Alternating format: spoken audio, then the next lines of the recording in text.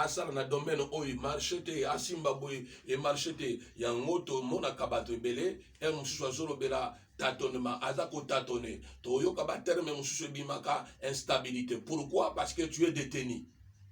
Et tant que tu même na droit na bandeko ba yekoli droit et tant que mutaza détenu, c'est-à-dire aza retenu, aza bloqué, aza na prison, aza na manque même ya liberté, ya koyeba na kosala eloko moko yemoko azo dépendre. Voilà. Yango toza koyeba na kolobela ke il faut koyeba na retenir que ba détention oyo ezo concerner les personnes à se répéter, ne si qu'on a plusieurs fois pour na koyeba na comprendre, ezo retenir aussi le bien. Et ils ont concerné tous les domaines de la vie de l'homme. Voilà.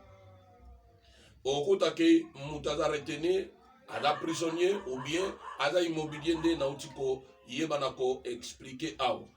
Alors, ces personnes sont considérées comme des coupables ou les condamnés dans le monde occulte.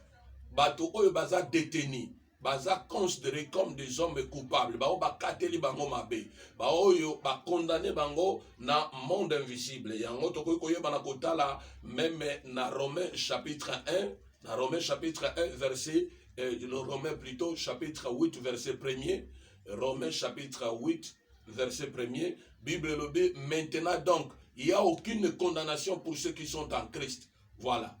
Awa tokoki koyeba na ko se réjouir, tokoki koyeba na ko pambola nzambe parce que biso toza na Christ. Voilà pourquoi il faut que luka kozala na Christ na vie na yo ya solo. Au lieu zala na pasteur, au lieu zala na apôtre, au lieu zala na église songolo, au lieu oza église na biso batonga bien, o toza na boy, mais il faut être en Christ, il faut avoir Christ.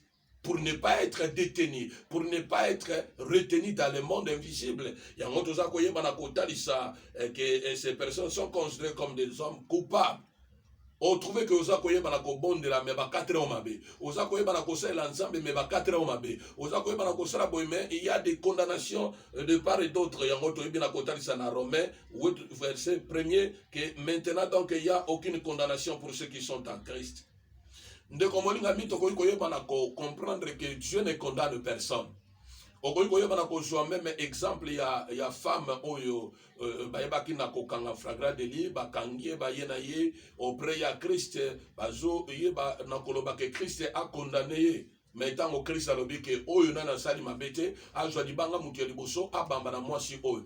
Batu nyonso bapanzana ki Yesu atiaki elongi se tango aza koyeba na kokoma batu bapanzana parce que par motif ya conscience bayeba na ko se retrouver que bango pe bazalaki condamné aussi parce que bandai koyeba na kotambola pe na vie moko oyo ezalaki conformité. Voilà pourquoi nayeba na côté na mateya oyo que le monde condamne mais Jésus-Christ libère.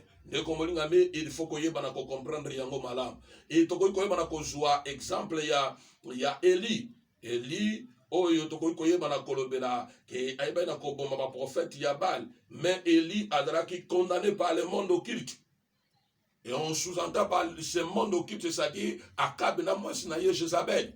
Ba condamna ki ye, ba luka ki ba boma ye, ba luka ba sala ye nyoso, mais Élie, soko yoki même Élie azoloba ke ba bomi ba prophète nyoso atikali ye moko. Mais gloire soit rendue au Seigneur parce que atikala ki ye moko te, il y avait un reste. Et na reste wana bazraki meto na cadre enseignement na biso de komolingami tozolo bira que Élie azraki condamné na Kab na mwasi na ye Jézabel. Malgré cette condamnation mais ekokaki koyeba na ko anéantir via Élite. Et tokoki koyeba na kolobela rapidement avant toyeba na kokende muke na suka ya enseignement na biso na quelques minutes etika na biso sur 3 sources y a prison. 3 sources y a prison. Donc esika oyo kokangama eza koyeba na kouta, esika oyo kokangama eza koyeba na kobanda, esika oyo kokangama ya bato ebele. Yango tozolo bela yango sur 3 sources. Et source ya liboso tokoki koyeba na ko retenir le prison qui ont comme source Dieu. De komolinga meta umso cause à la surprise. Est-ce que Dieu à cause à la source il y a prison? Vraiment, tokoki koyeba na ko résumer yango par les épreuves. Parce que tous en a tentation, tous en a épreuve. Tentation est au diable. L'épreuve vient de Dieu. et yango tozolobela ke na source ya liboso tolobi les prisons qui ont comme source Dieu, c'est-à-dire entre parenthèses les épreuves. Le croyant, c'est-à-dire qu'on trouve que mondimi a sali erreur mon côté. Ozo tambola na nzambe. Au sali erreur mon côté, c'est-à-dire apparemment oza innocent, mais nzambe alingi a éprouvé yo. Nzambe alingi a meka atala oyo ya solo soki azayanga. Toko iko yeba na ko catégoriser yango na catégorie ya source ya prison. Wana toko iko exemple ya Job. Job a sumuka kite, Job a pécha kite, Job a saraki mabete, Job a bien contraire nzambe te, mais Job a saraki emprisonné. Malgré que le diable a kende koye bana kosenga permission, ne komolinga mitoza koye bana trouver que source ya prison ya Job eza nzambe. Or, muto aza ko trouver que source ya prison na yeza nzambe, aza muto aza en sécurité. Nzamba koye bana koluka ko éprouver yo pendant quelque temps et akoye bana ko sauver, akoye bana ko libérer, akoye bana ko retenir yo n'étant nate pendant longtemps. Mais nzoka nde toza na ba oyo pe baza retenu par le diable, oyo il faut nzambe a libérer yo. Ceux qui sont éprouvés par Dieu sont en sécurité, sont en protection, c'est-à-dire en protection divine. Et tout ça, que Job a épreuve de foi. Alors, il faut retenir que dans l'épreuve de Dieu, Dieu peut utiliser le diable ou l'ennemi. Exemple, il y a Job. Nzamba koki koyeba na ko utiliser diable ou bien ennemi. Akoki ko utiliser ba démon. Il est souverain par ses moyens. O nyonso akoki koyeba na ko utiliser. Alors wana to koki koyeba na ko catégoriser yango na prison personnelle. Il y a toujours une limite dans l'épreuve. Yango to kolobela même exemple il y a Job. Voilà. Wana isa source ya liboso oyo tokoki koyeba na ko retenir. Il faut retenir que tozana nzambe comme source ya prison.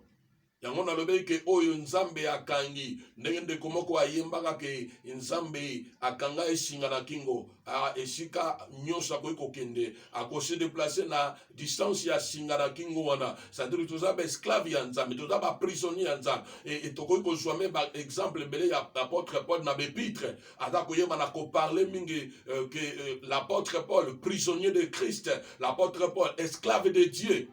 Voilà. Prison, je crois que ce que vous entendez dans mon ensemble est favorable pour nous. Et deuxième source, il y a prison. Tout à coup, on a trouvé prison comme châtiment.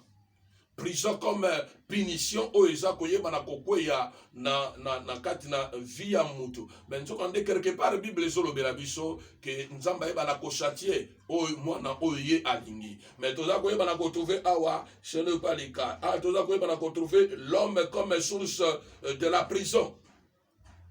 Tout à coup, on a trouvé mutu.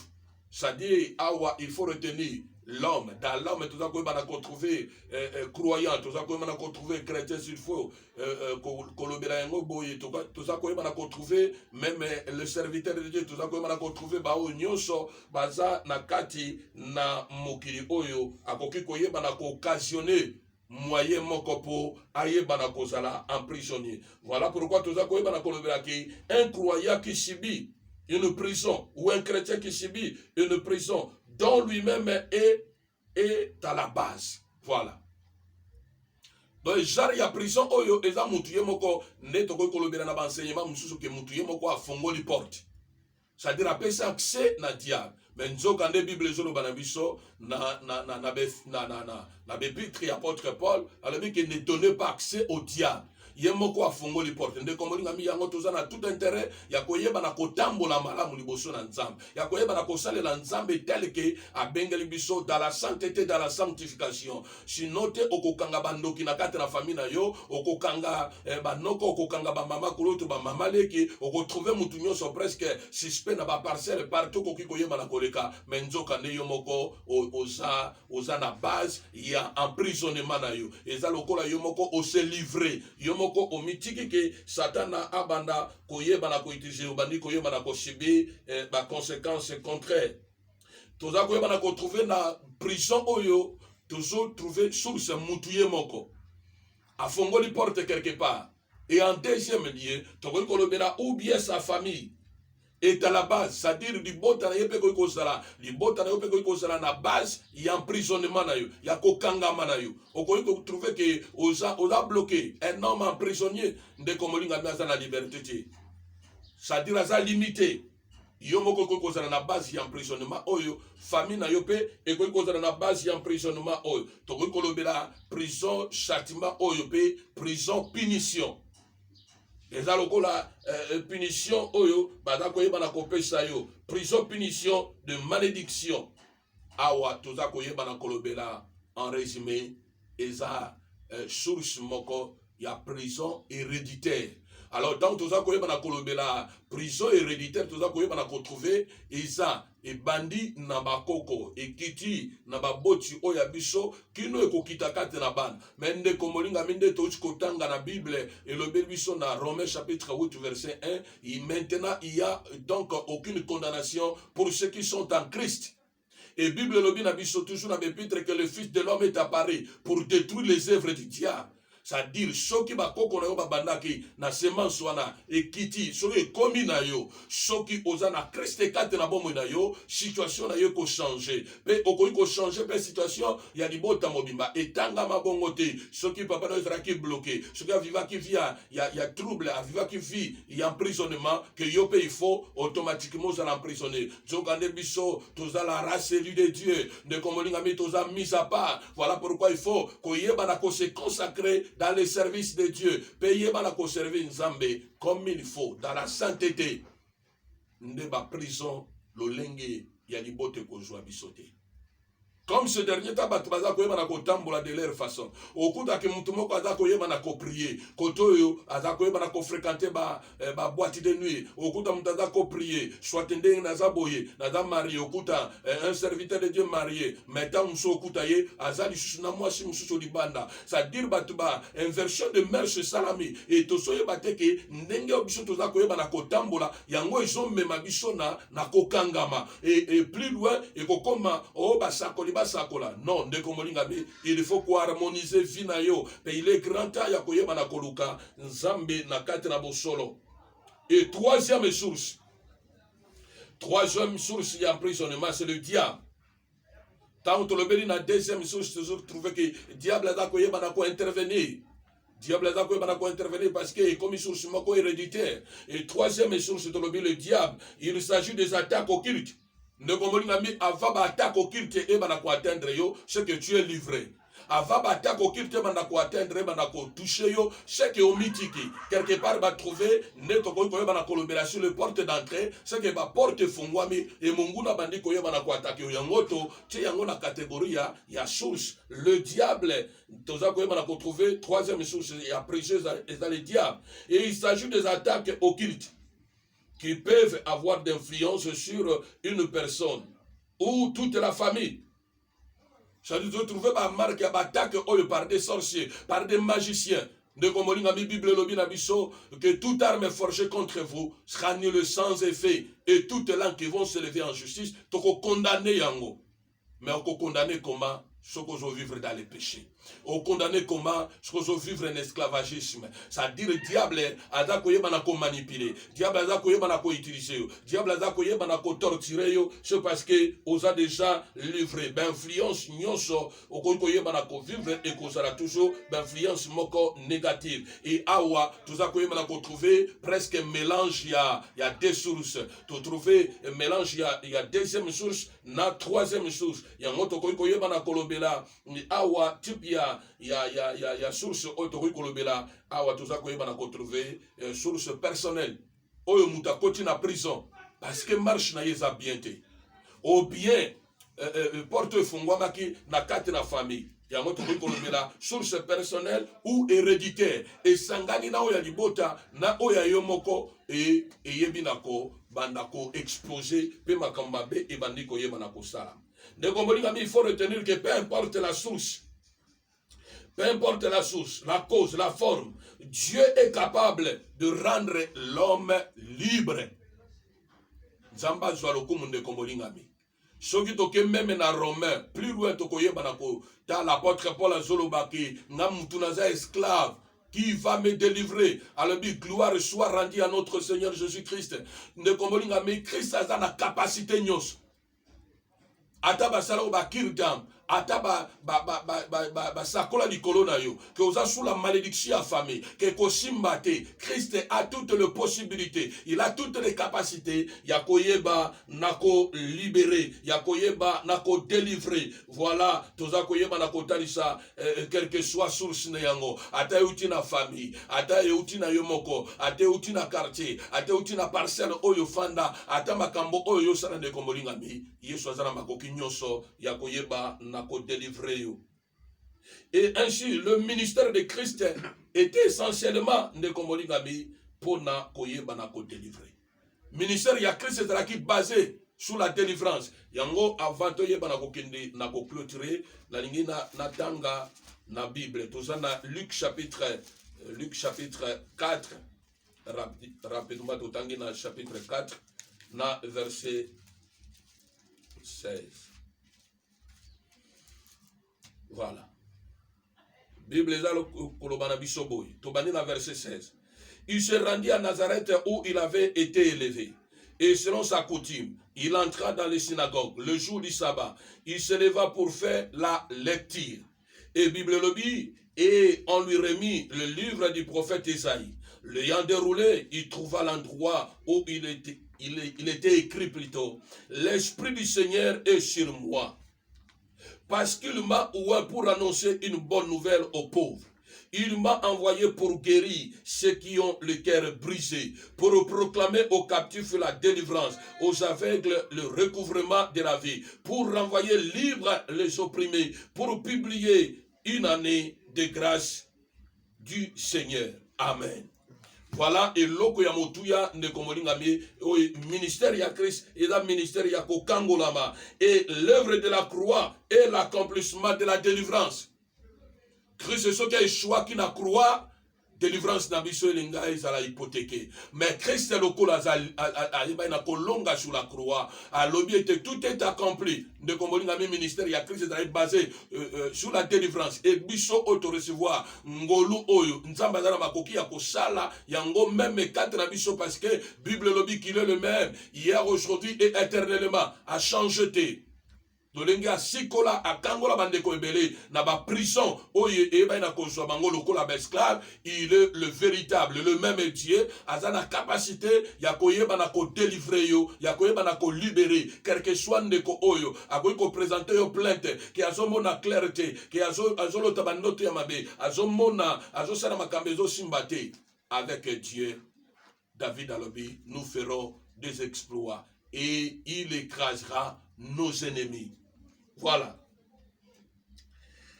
Même dans l'évangile, comment Christ a exercé son ministère. Toujours la même dans l'évangile. Dans l'évangile, ça dit qu'on banda Matthieu, Kino, Jean. Les autres, comment Jésus-Christ a exercé son ministère. Il a exercé un ministère de puissance. Il a exercé un ministère de libération. Il a exercé un ministère efficace. Oyo molimo mabe ekoka iko résister. Lokola Christ azakate na bombo ina biso basali na ye, toza ko exercer même ministère. Quelle que soit force satanique, nzamba dana makoki nyonso ya koyeba na ko libérer yo. Ndeko molinga mi inutile ya koyeba na ko kende na ba féticheur. Inutile ba kende ko sokolo na mai songolo. Inutile ba banda ko melisa yo bamba gobelet ya ba mafuta, ba bido ya ba mai. Jésus-Christ est plus que mafuta. Jésus-Christ est plus que de l'eau. Christ a plus que singa. Oba ko ko latisa yo. Christ a plus que mai oyo ezotio la te balingi bakende ko sukula yo. Balabi to sukula yo po botutwe longwa. To sukula yo po to sala boye. Ndeko molinga misoko za mwasi ko kende ko bima nanganga te. Ko kende ko bima na magicien te. Ko kende ko sale loko ya bongo te, parce que Yesu Kristo akufa pepo na yo. Et azana makoki nyonsu ya koyeba na ko sikola yo. Et même ndengo okolandanga n'enseignement oyo, Dieu est capable de te délivrer. Il est capable de te libérer. Au nom puissant de Jésus, Bible le dit que tous genoux fléchissent. Lokola, tosolo bela l'enseignement, on ne communique pas toko pesa, exemple belé, oyo koyeba na ko trouver que tombe na yo, et koyeba na ko fungwama. Un ministère ne communique de 3 ans, mais ministère oyo draki na impact, oyo izana impact de génération en génération. Moutakoli 30 ans. m'a exercé le ministère pendant 3 ans. Et le ministère, il y a 3 ans, et le qui impact koleka, kokola ya Christ, il y a première année, qui nous a 30e année. C'est-à-dire impact, il y a ministère, il y a Christ, et ça de génération en génération. Bisoto koleka, ce qui enlèvement église ko sala maté, ministère on a impact, et koyeba na kozala visible, pe et koyeba na ko continuer, koyeba na ko sala. Nego molinga me, toza koyeba na ko shukisa, o koyeba na ko tala que même après Christ, toza koyeba na ko tala, même na apôtre Paul, même na Pierre, même na bisolelo, nego molinga me, Christ aza koyeba na ko agir, aza koyeba na kotalisa nguya na ye pe aza koyeba na ko continuer koyeba na ko démontrer sa puissance. Alors aza koyeba na ko conclure partie oyo boye. Les épîtres constituent les enseignements des disciples de Christ. Tolobi ke bépître bandi na romain kino na suka eza ko constituer eza na enseignement ya ba apôtre, eza na enseignement ya ba disciples ya Christ. Et ces enseignements contiennent les aspects des prisonniers. L'aspect ya ba prisonnier. Toko banda ko pesa exemple il y a toute la Bible. Voilà, et loko na ninga kina yebana ko pesa comme introduction, il y a début ya ba enseignement na biso. Toko iko yebana ko bonde le sike swami. Ndeko molinga mi oko iko yebana ko landa enseignement oyo na kimia dans la méditation, poko iko prier, oko iko gêner, oko iko yebana ko se sacrifier, ou alors ko yebana ko s'approcher même devant un serviteur de Dieu oyo ada crédible, oyo ada ko banga nzam, ako iko prier, oko iko yebana ko benga même na numéro na biso, ata uzana Kinshasa, ata uzana na province, ata uzana na Europe partout, esika oko iko landa enseignement, oko iko landa toko iko yebana ko sala na contact, oko iko benga, toko iko yebana ko sunga na prière. Jésus-Christ n'a pas changé. Il est le Dieu de la Bible. Il est le même hier, aujourd'hui, éternellement. Comme à libérer à l'époque, même dans Tanabiso, il le fait. Et il le fera encore. Dans ce bon de la Nzambe Nanguya, a Shikola yo, Nzambe Nanguya, a délivré yo, qui à partir de l'enseignement oyo, au banda komona de Jessica oyo, aux emprisonnés, au monde Shika oyo Kangama, et aux la libérer au nom de Jésus-Christ. Et ce qu'on se va condamner, va qu'on lié yo, que Nzamba libéré yo totalement au nom puissant de Jésus-Christ. Que kimye banda kozonga katana bomona yo, katana libota na yo, Nzambe apambola yo dans le nom puissant de Jésus-Christ. Amen.